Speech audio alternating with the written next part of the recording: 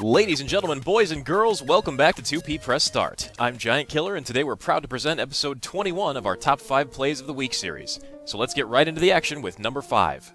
Our number 5 play this week was a submission from Wasabi27, and it features Fatality in a rogue mirror match up against Leroy Jenkins in a play we're calling the Crouching Tiger Hidden Worgen.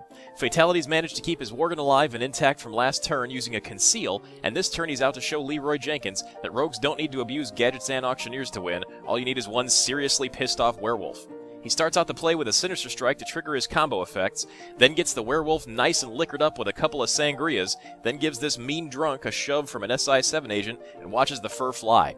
The now enraged 12-1 werewolf causes a ruckus, swinging in twice for 24 damage and the win. This week's number 4 play was a submission from I+9, and it features Andre Me on Druid up against the Maracala on Shaman in some ranked action. And Andre forges an unlikely alliance here between dragons and trees in this eco-sensitive token Druid play.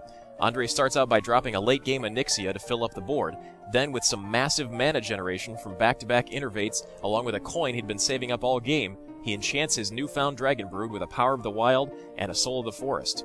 On his turn, Maracala fries up the Whelps with a Chain Lightning, only to find them replaced with a Grumpy Grove of Treants.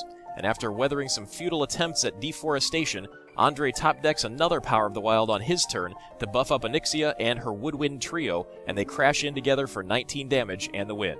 Our number 3 clip this week was a submission from Shurka, and it features Shurka on Miracle Rogue up against Kiosti Willy on Priest, and in this play Shurka's proving himself quite the enabler by giving his mana addict her daily dose of Spell Snuff. He starts out with a backstab on Willy's Drake, followed by a comboed Cold Blood on the addict, then a Shiv on the Drake, then a preparation into another Shiv on the Drake to finish it off. Next, he drops a coin into a combo to Eviscerate to the face for 4, then a Sinister Strike to the face for 3 more, followed by a swing from his Poison Dagger and a 21 damage Sucker Punch from the High on Life mana addict for the turn 5 win. Our number 2 clip this week was a submission from Admiral Izzet, and it features Tensai Boy on Warrior up against Mammut on Handlock in some swashbuckling ranked play. With a Gorehowl in play to start his turn, Tensai Boy starts out by dropping a Warsong Commander to give charge to any minions he plays with 3 or less attack.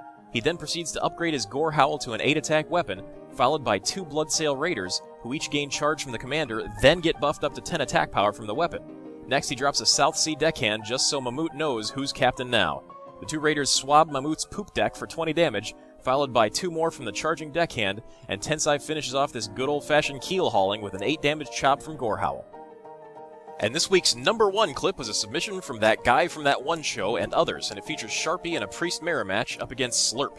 And Sharpie's way behind on life, but he's got a Gurubashi Berserker ready to go all kinds of crazy, and a Wild Pyromancer to fuel the fire. Sharpie starts by dropping the Pyromancer, who deals 1 damage to all minions each time a spell is cast. This will trigger the Berserker every time, giving it +3 attack.